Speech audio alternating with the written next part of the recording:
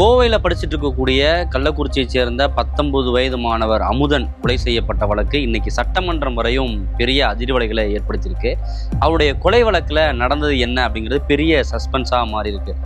பெற்றோர் தரப்பு என்ன சொல்றாங்க அப்படின்னா, கல்லூரி நிர்வாகம் தான் காரணம் அப்படின்ற ஒரு குற்றச்சாட்டை முன்வைக்கிறாங்க. போலீசார் என்ன சொல்றாங்க அப்படின்னா, கோஷ்டி மோதல் அப்படின்ற ஒரு காரணத்தை முன்வைக்கிறாங்க. 19 வயது மாணவர் அமுதன் கொலை செய்யப்பட்ட வழக்கில் என்ன நடந்தது, இந்த கொலை எப்படி அரங்கேறியது, வாருங்கள் விரிவாக பார்க்கலாம்.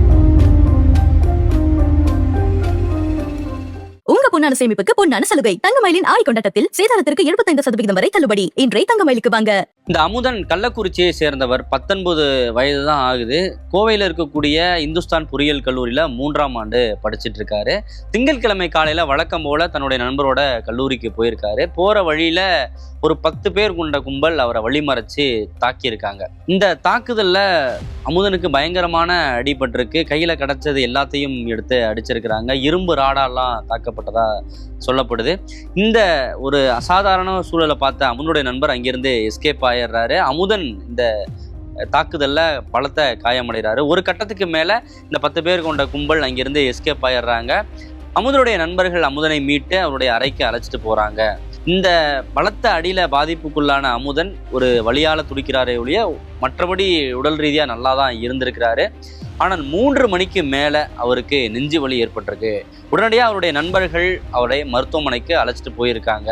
போகிற வழியிலேயே அமுதன் உயிரிழந்திருக்கிறாரு. ஒரு கல்லூரி மாணவரை 10 பேர் கொண்ட கும்பல் எதற்காக கொடூரமாக கொலை செய்யணும் அப்படிங்கிற கேள்விதான் எல்லோருக்கும் எழும். இந்த இடத்துல போலீசார் சொல்லக்கூடிய தகவல் என்னவா இருக்கு அப்படின்னு பார்த்தோம்னா, இந்த சம்பவம் திங்கட்கிழமை நடக்குது. அதற்கு முதல் நாள் ஞாயிற்றுக்கிழமை 9ஆம் தேதி காலை 5:30 மணிக்கு கோவை ஒத்தக்கால் மண்டபம் பூங்கார் நகரில் வசிக்கக்கூடிய இளவரசன் என்பவருடைய வீட்டில் காலை 5:30 மணிக்கு ஒரு கும்பல் உள்ள போறாங்க. அங்க இருக்கக்கூடிய இளவரசனுடைய செல்போனை திருடுறதுக்கு முயற்சிச்சாங்க அப்படின்னு தகவல் சொல்லப்படுது. அந்த முயற்சி தொடர்பாக இளவரசன் கோவை செட்டிப்பாளையம் காவல்துறையில ஒரு புகார் கொடுக்கிறாரு. இந்த திருட்டு சம்பவத்துக்கும் இந்த கொலைக்கும் தொடர்பு இருப்பதாக காவல்துறை சொல்கிறது. என்ன காரணம் அப்படின்னு பார்த்தோம்னா, செல்போன் திருட்டு தொடர்பாக காவல் நிலையத்தில் புகார் கொடுத்த இளவரசன் வேற யாரும் கிடையாது. அதே கல்லூரியில் 2ஆம் ஆண்டு சிவில் இன்ஜினியரிங் படிக்கக்கூடிய ஒரு மாணவர். இந்த செல்போன் திருட்டுக்காக வந்த சிலர்ல தாங்கள் ஒருத்தரை அடையாளம் பார்த்தோம். அந்த அடையாளம் கண்ட நபர் அமுதன் அப்படின்னு அந்த மாணவர்கள் சொன்னதா சொல்லப்படுது. அந்த 10 பேர் கொண்ட கும்பல் தாக்குனாங்க இல்லையா இந்த அமுதனை, அந்த 10 பேர் கொண்ட கும்பல் தாக்குனதுக்கான மோட்டிவும் இந்த செல்போன் திருட்டு அப்படின்றது தான் சொல்லப்படுது போலீசாரால். செல்போன் திருட வந்த கும்பலை கண்டுபிடிச்சிட்டாங்க. இந்த இளவரசன் தரப்பு கண்டுபிடிச்சிருச்சு. அதனால தான் அமுதனை இளவரசன் தரப்பு நண்பர்கள் அடித்து கொலை செய்து விட்டார்கள் அப்படின்றதுதான் போலீசாருடைய ஸ்டேட்மெண்ட். இந்த சம்பவத்துல இன்னொரு பேக் ஸ்டோரியும் சொல்லப்படுது. அதாவது அமுதன் படிச்சுட்டு இருக்கக்கூடிய அந்த கல்லூரியில ஹாஸ்டல்ல வேலை பார்க்கக்கூடிய சமையல்காரர்கள், வடமாநில தொழிலாளர்கள் சேர்ந்ததோட அமுதனுக்கு முன்பகை ஏற்பட்டுச்சு.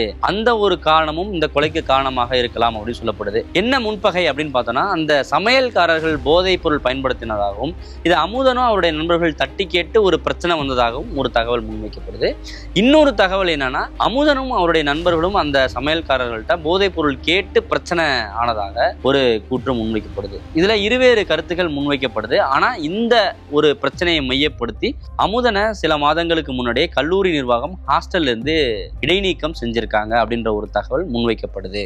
அமுதனுடைய பெற்றோர் இந்த தகவல் எல்லாத்தையும் அடியோட மறுக்கிறாங்க. என்னுடைய பையனை ஹாஸ்டல் நிர்வாகம் இடைநீக்கம் செஞ்சது உண்மைதான். ஆனா அவர் போதைப் பொருள் பயன்படுத்தினதுக்காக அப்படியான ஒரு நடவடிக்கை எடுக்கப்படலை. போதைப் பொருள் பயன்படுத்தினவங்க குறித்து புகார் தெரிவித்ததுனாலதான் இந்த நடவடிக்கை எடுக்கப்பட்டுச்சு அப்படின்ற ஒரு கருத்தை அவங்க முன்வைக்கிறாங்க. அது மட்டும் இல்லாம இது கோஷ்டி பூசல் கிடையாது, என்னுடைய பையனுக்கு எந்த விதமான கெட்ட பழக்கமும் கிடையாது, இந்த கல்லூரி முழுக்க போதைப் பொருள் கட்டுக்கடங்காத அளவு பரவிருக்கு, நிறைய மாணவர்கள் போதைப் பொருளை பயன்படுத்துறாங்க, யார் யாரெல்லாம் இந்த போதைப் பொருளை பயன்படுத்துறாங்க அப்படின்னு சொன்னது மட்டும்தான் என்னுடைய மகன் அமுதன் செஞ்ச மிகப்பெரிய தப்பு. அதை தவிர அவன் எந்த தப்பும் செய்யலை அப்படின்னு சொல்லி கதறி அழுகுறாங்க அவருடைய பெற்றோர்.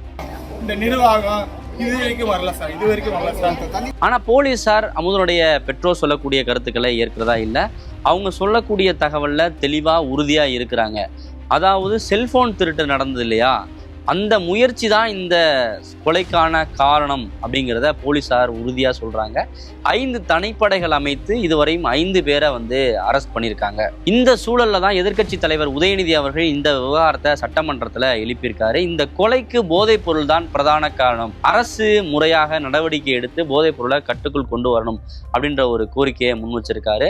அதற்கு பதிலளித்த பள்ளிக்கல்வித்துறை அமைச்சர் ராஜ்மோகன், இதுக்கு போதைப் பொருள்லாம் எந்த காரணமும் கிடையாது, முன்பகை தான் காரணம் அப்படின்ற ஒரு தகவலை முன் வச்சிருக்காரு. திங்கட்கிழமை இது குறித்து விரிவாக பேசிக்கலாம் அப்படின்னு சொல்லி இந்த விவகாரத்தை இதோட முற்றுப்புள்ளி வச்சுட்டாரு சபாநாயகர் சட்டமன்றத்தில்.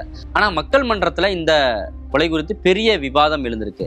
இது தொடர்பாக எல்லாருக்கும் எழக்கூடிய மிக முக்கியமான கேள்வி, கல்லூரி வளாகத்துல போதைப் பொருள் புழக்கம் இருக்கா இல்லையா? அமுதனுடைய பெற்றோர் சொல்லக்கூடியது போல ஏற்கனவே இது போன்ற பிரச்சனைகள்லாம் நடந்திருந்தா இது தொடர்பாக கல்லூரி நிர்வாகமே போலீசாருக்கு தகவல் கொடுத்திருக்காங்களா, புகார் கொடுத்திருக்காங்களா அப்படின்றது முக்கியமான கேள்வி. அப்படி புகார் கொடுத்திருந்தால் அதில் காவல்துறை என்ன நடவடிக்கை எடுத்திருக்கு? இன்னொரு பக்கம் போலீசார் சொல்வது போல இது கோஷ்டி மோதல் அப்படின்ற ஒரு பார்வையில அப்படின்ற ஒரு கோணத்துல பார்த்தோம் அப்படின்னாக்க அமுதனை அடித்து கொன்ற ஒரு கும்பல் இருக்காங்க. இன்னொரு பக்கம் அமுதன் அப்படிங்கிற ஒற்றை மாணவர் தான் இருக்காரு. இன்னொரு பக்கம் அமுதனுடைய கோஷ்டி அப்படிங்கிறது இல்லை அப்படின்றதான் அமுதனுடைய பெற்றோர் சுமத்தக்கூடிய மிக முக்கியமான ஒரு குற்றச்சாட்டா இருக்கு. இந்த இடத்துல எங்கிருந்து கோஷ்டி மோதல் அப்படின்ற ஒரு வார்த்தை வருது? என்னோட பையனை டார்கெட் பண்ணி அடிச்சிருக்காங்க அப்படின்றதான் அமுதனுடைய பெற்றோர் வைக்கக்கூடிய மிக முக்கியமான கேள்வியா இருக்கு. இன்னொரு பக்கம் போலீசார் சொல்வது போல செல்போன் திருட்டுக்காக இந்த கொலை நடந்திருக்கு அப்படின்னு பார்த்தோம்னா, ஒரு செல்போனுக்காக இந்த அளவு மூர்க்கத்தனமா ஒரு இரும்பு ராடை கொண்டு அடிப்பாங்களா அப்படின்ற ஒரு கேள்வியும் முன்வைக்கப்படுது. இந்த வழக்குல 2 பிரதான விஷயங்கள் சொல்லப்படுது.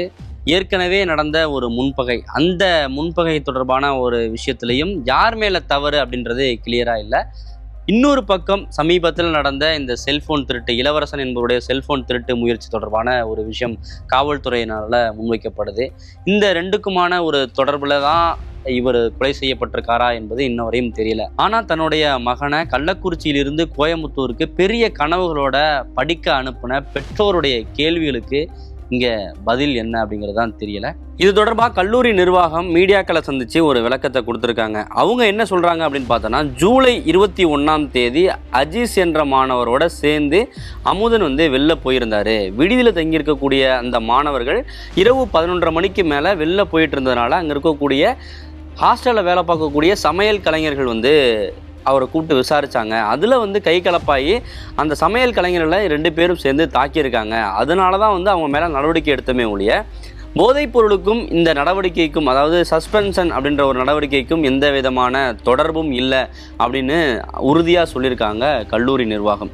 இந்த இடத்துலையும் ஒரு சந்தேகம் வருது. விடுதியில் இருக்கக்கூடிய இந்த மாணவர்கள் லேட்டாக வர்றாங்க அப்படின்னாக்க விடுதி காப்பாளர் தானே கேள்வி கேட்கணும். அங்கே இருக்கக்கூடிய சமையல் கலைஞர்கள் ஏன் கேள்வி கேட்குறாங்க அப்படின்ற ஒரு குழப்பமும் இந்த விஷயத்தில் இருக்குது.